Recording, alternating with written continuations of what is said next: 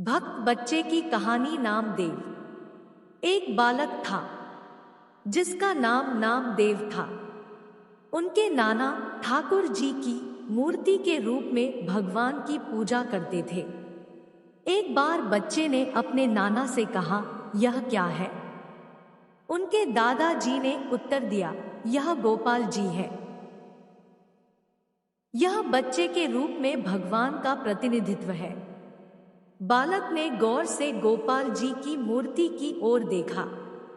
उसने भगवान कृष्ण को एक बालक के रूप में घुटनों पर चलते हुए देखा, हाथ में मक्खन का गोला थामे और पीछे मुड़कर देखा कि कहीं उसकी मां उसे तो नहीं देख रही है। उसके एक हाथ में मक्खन का गोला था, जबकि दूसरा जमीन पर पड़ा हुआ था। नामदेव को यह नहीं पता था कि यह केवल पत्थर या धातु से बनी मूर्ति है। उन्होंने सोचा कि यह स्वयं भगवान कृष्ण थे, एक बच्चे के रूप में, गोपाल जी के रूप में। बालक ने बालक भगवान को गोपाल जी के रूप में देखा। एक छोटे बच्चे को वृद्ध भगवान के लिए प्यार नहीं हो सकता है। एक बच्चा केवल एक बच्चे को भगवान से प्यार कर सकता है। प्रेम किसी सिफारिश से विकसित नहीं होता। हम केवल अपनी इच्छित वस्तुओं के लिए प्रेम विकसित करते हैं। प्रेम स्वाभाविक और स्वतःस्फूर्त है। नामदेव का युवा हृदय निराकार सर्वव्यापी ईश्वर के विचार की कल्पना नहीं कर सकता था। इस मक्खन खाने वाले बालक भगवान से ही उनका हृदय प्रभावित हुआ। जब राम छोटे थे, तब भगवान कृष्ण के इसी मक्खन खाने वाले रूप ने उनका हृदय भी चुरा लिया था। बालक नामदेव ने अपने दादाजी से अनुरोध किया कि वह एक दिन उन्हें गोपाल जी की पूजा करने की बारी दे, लेकिन दादाजी ने उनके अनुरोध को अस्वीकार कर दिया और कहा, आप अभी तक उनकी पूजा करने के लिए योग्य नहीं हैं। आप पूजा करने के लिए पर्याप्त स्वच्छ नहीं हैं, क्योंकि आप हर दिन स्नान नहीं करते हैं। एक दिन जब दादाजी शहर से बाहर गए थे, तो बच्चे ने अपनी दादी से कहा, मैं आज गोपाल जी की पूजा करूंगा। दादी मान गई, उनकी पूजा करने की अनुमति है, लेकिन आज नहीं, कल सुबह स्नान करके। बच्चा रात भर सो नहीं पाया। वह बार बार नींद से जाग गया। उसने अपनी माँ और दादी को जगाया और उनसे अनुरोध किया कि वे गोपाल जी को पूजा के लिए नीचे लाए, लेकिन उन्होंने कहा, अभी भी रात है, अपनी आंखें बंद करो और सो जाओ। आखिर रात हो गई। बच्चा उठा, पास की नदी की ओर भागा और एक दो डुबकी लगाकर जल्द ही लौट आया, लेकिन उन्हें मूर्ति की पूजा करने की विधि नहीं पता थी। उसने छोटी मूर्ति को नदी से लाए पानी में डुबोया, उसे बाहर निकाला और एक छोटे सूखे तौलिए से पोंछ दिया। फिर उन्होंने अपनी माँ से बच्चे भगवान के लिए कुछ दूध लाने का अनुरोध किया। दूध लाया गया और मूर्ति के सामने रखा गया ताकि वह उसे पी सके, लेकिन उनके पूर्ण आश्चर्य के लिए मूर्ति ने दूध नहीं पिया। बच्चे को पता नहीं था कि उसके दादाजी केवल गोपाल जी को खिलाने का दिखावा करते हैं और गोपाल जी ने कभी दूध नहीं पिया। प्राय व्यक्तियों में केवल होठों की ईमानदारी होती है, जो हृदय को बिल्कुल भी नहीं छूती है। लेकिन बच्चा बेदाग था और किसी भी दिखावटी कर्मकांड से मुक्त था। उनका हृदय गोपाल जी के प्रति सच्चे प्रेम से भरा था। तब बालक ने परमेश्वर की मूरत से दूध पीने की जिद की और कहा, क्यों तू मेरा चढ़ा हुआ दूध नहीं पीता?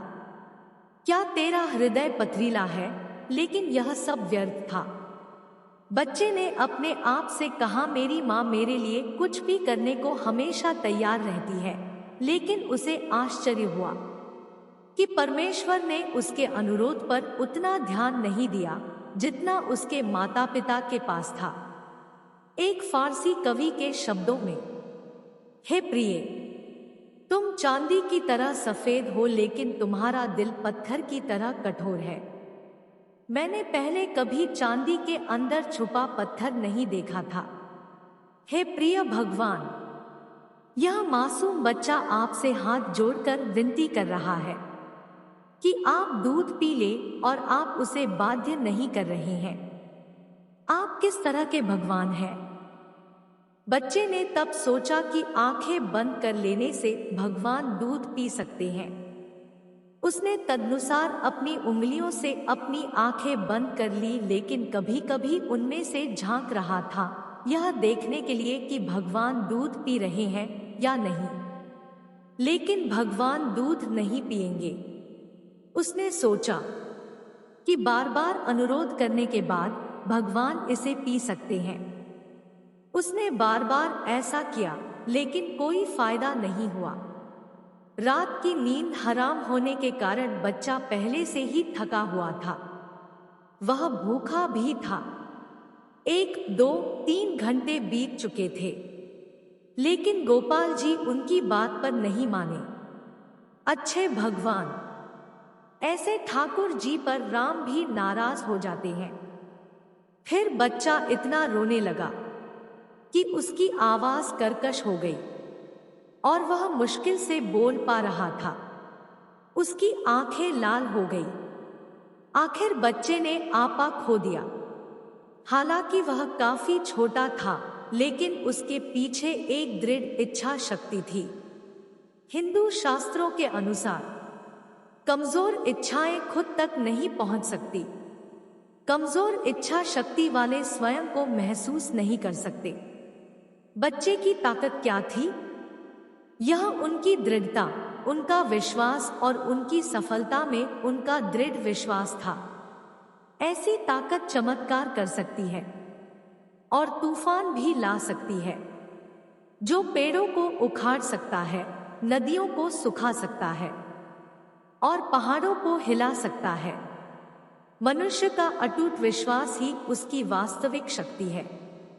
उनका कहना है कि फारस के फरहाद में भी इतनी मजबूत इच्छा शक्ति थी।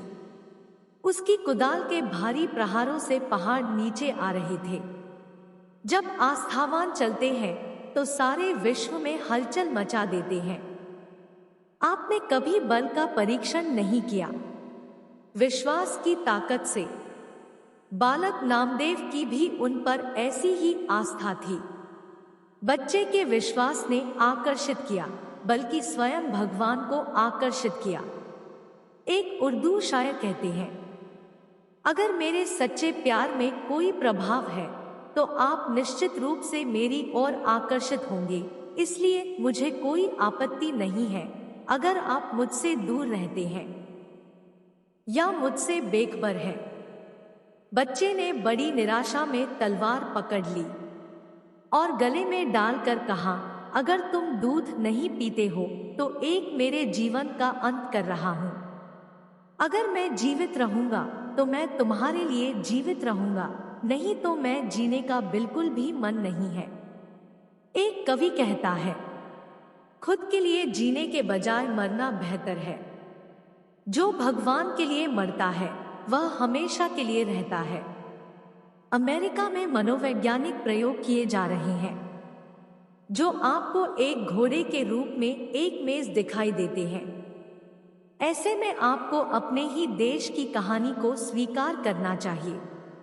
यह भी माना जाता है कि जब बालक अपने गले में तलवार रख रहा था, तभी अचानक किसी को पता नहीं चला कि भगवान कहां से आ गए और बच्चे को गोद में लेकर अपने हाथों से दूध पीने लगे। यह देख बच्चा बहुत खुश हुआ, लेकिन जब उसने देखा कि वह सारा दूध पी रहा है तो उसने उसे एक थप्पड़ दिया और कहा, मेरे लिए भी कुछ दूध रख दो। बालक की आंखों पर बहुत घना पर्दा था, क्योंकि उसे परमेश्वर का कुछ भी ज्ञान नहीं था। पर्दा चाहे मोटा हो या पतला, सच्चा प्यार, ईमानदारी और विश्वास से पर्दा जरूर हटेगा। जब एक छोटा बच्चा ईश्वर में ऐसा विश्वास विकसित कर सकता है तो यह अफसोस की बात है अगर एक बड़ा आदमी इसे हासिल करने में विफल रहता है। एक उर्दू शायर कहता है, यदि एक छोटे से कीट के लिए पत्थर में घुसना संभव है तो कोई आदमी कहलाने के लायक नहीं है अगर कोई प्रिय का दिल जीतने में विफल रहता है। दोस्तों, अगर आपको कहानी अच्छी लगी हो तो वीडियो को लाइक करें और चैनल को सब्सक्राइब करें। धन्यवाद।